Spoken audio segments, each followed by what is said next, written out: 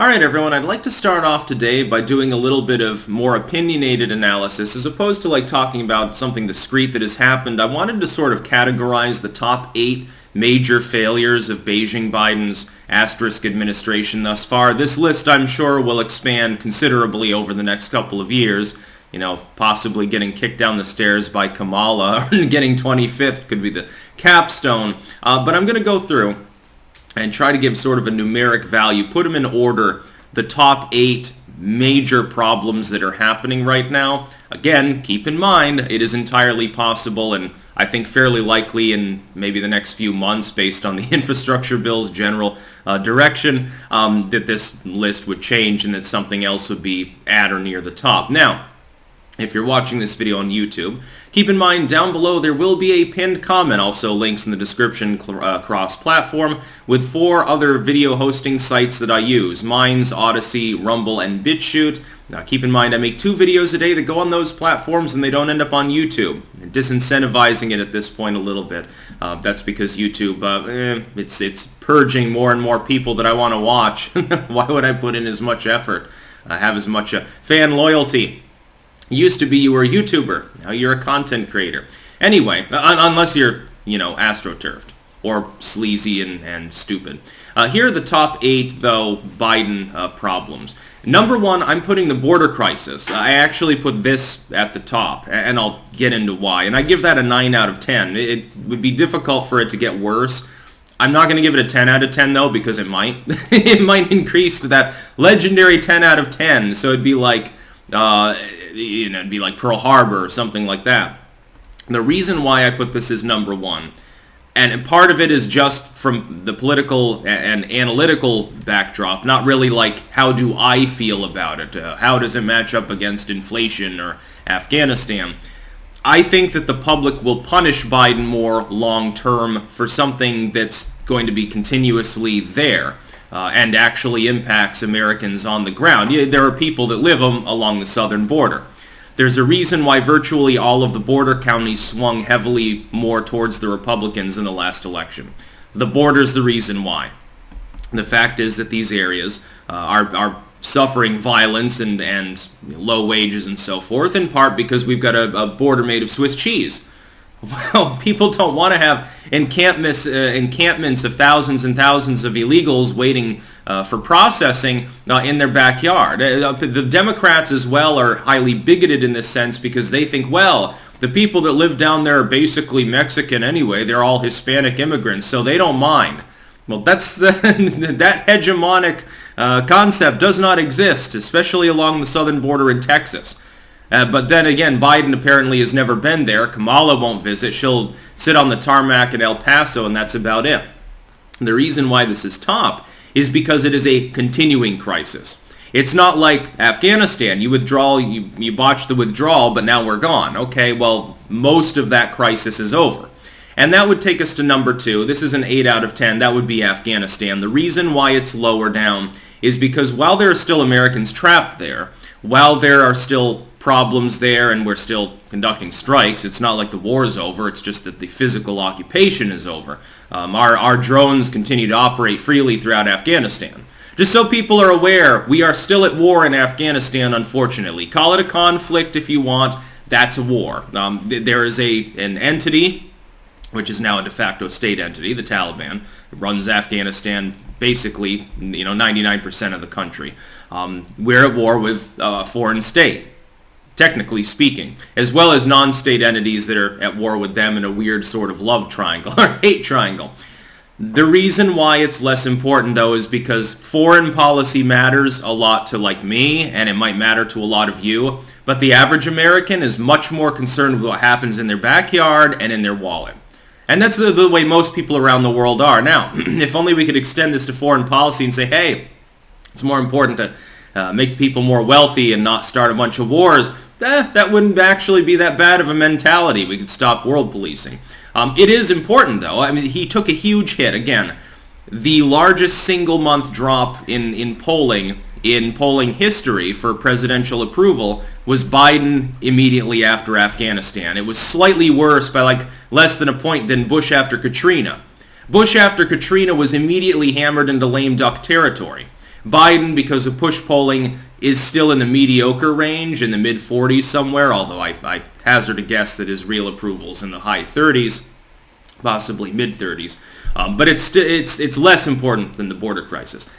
Tied with this, I would say, is the stagflation. I would give that an 8 out of 10 as well. And again, the reason why is he's not going to take quite as much of a hit, but it'll happen month after month.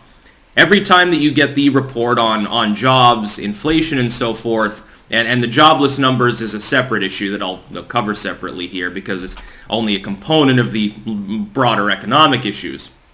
What happens is that everyone sees it in the news. And then a month later, they see it in the news. And a month later, they see it in the news. Plus, it hampers them personally. When inflation causes rapid price increases, and trust me, it is, it's not just fuel oil, and that, by the way, compacts the problem. His attack on the energy sector I'll get to separately as well, because it is aiding and abetting the inflation problem, joblessness, etc. When you have this inflation, so that people that are kind of making it, upper middle classers, they have some investments, their investments are worth less. Middle class and working class people, their income means less. And the middle classer, maybe they have got a little bit of money in the bank, it's worth less now, it buys considerably less. The rich don't care about inflation because their assets actually appreciate in numeric value as the currency inflates. Because of course the tangible asset, the relativity to other assets hasn't changed. It's just the relativity to the currency has changed because the currency is worth less, so you simply add another zero or something. Sort of like what happens with Bitcoin. But that's what's happening. So other than the rich, everyone else is suffering from this stagflationary cycle. You've got low wage growth. You've got also, joblessness creeping up. Again, I'll cover that separately. And then you've got inflation. Number 4 would be Keystone. Specifically, I would say the attack on the energy industry at large. I'll give this a 6 out of 10, though, just for Keystone alone.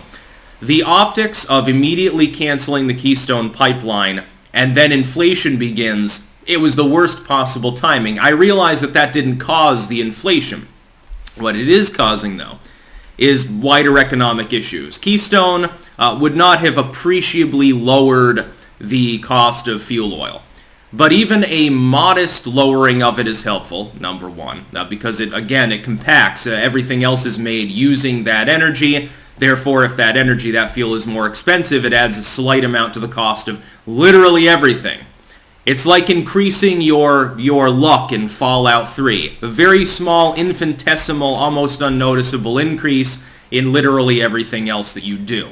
The problem is the optics. And this is why it's number 4 on the list, is more about how people reacted to it. Because it seemed insane. Also, it was terrible timing. Because only a month later, he's like, yeah, we're ending the sanctions on Russia with regards to their gas pipeline, Nord Stream 2. So you're not allowed to have a pipeline because climate change, it's a big problem. It's going to destroy the world. But Russia can have one. It's okay. So the Europeans can gobble down Russian natural gas. The optics, again, were the main problem. Number 5 is the eviction fiasco. Again, this technically should be higher on the list, but it's been all but forgotten about. I haven't forgotten about it. Biden's hardcore critics still remember it because it'll be in lists of the things he's done catastrophically wrong. His fans have already forgiven him. Independent voters are too busy worrying about the economy and the border crisis right now. That's why they're at the top. And Afghanistan, just because it was such a fiasco.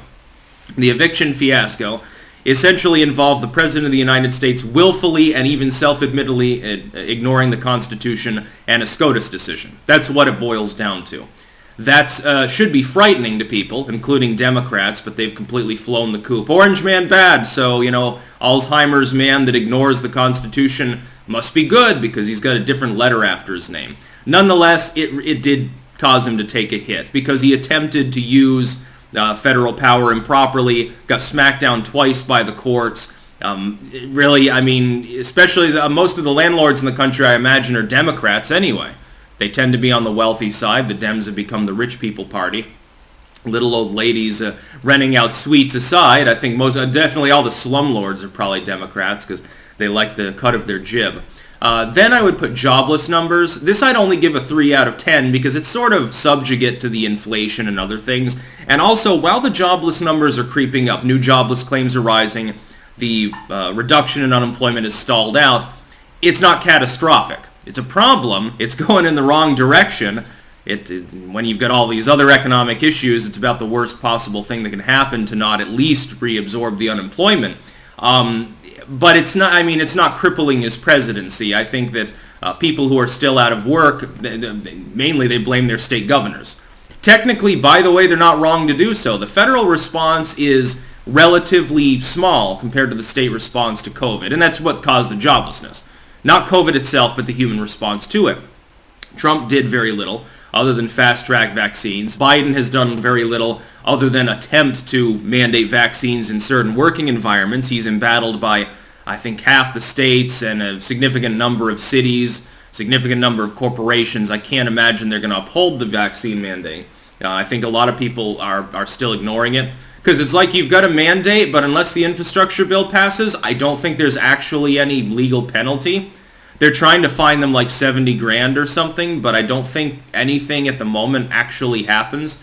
So if you've got a business with over 100 people, technically your workers have to be vaccinated or get weekly testing, but they don't because there's no enforcement, because they can't enforce it. If everyone just ignores it, by the way, it never will be enforced. But the jobless numbers being mediocre at best, it is still a problem with his presidency. It's just not on the same order as the stagflation. I would say the race-based farm bailout takes 7th place, again, because not only does it get smacked down by the Supreme Court, because it's blatantly unconstitutional, blatantly discriminatory to give people money based on the color of their skin within an industry that was fairly obviously not going to work. Not only did that happen, but then the left actually jumped on him. Well, you should have defended it more. They expected him to turn around and work it back in somehow because it's equity, it's progressive, it's diverse. He got hammered from the left for this. I thought it was funny. The right wing's going to hammer him anyway because they'll say, well, it's racist because it's literally racist. The left hammered him too. Technically, that hurt him more, but I'll only give it a 3 out of 10 because, again, it's a short-term sort of thing because he abandoned the issue. And finally, I'd say the COVID mandate is number 8. Now, why wouldn't this be higher? Because it is in the news, it's being currently embattled. But a significant proportion of Americans are lemmings and actually support him for it. Most of the people that disapprove of the COVID mandate already are not the sort of people that supported Biden. I imagine that there are some independents, including some people that have already been vaccinated, that don't support this. The COVID mandate itself is ironically popular, comparatively, compared to many programs that Biden has divvied himself into. It's only when you start trying to punish people that it's not popular. And of course, currently there's no literal punishment, I believe. So if you say people should lose their jobs for not getting the vaccine, that's something that I think like only 30% of Americans support. They lean towards the Democrats, but I think it's even slightly a minority of them.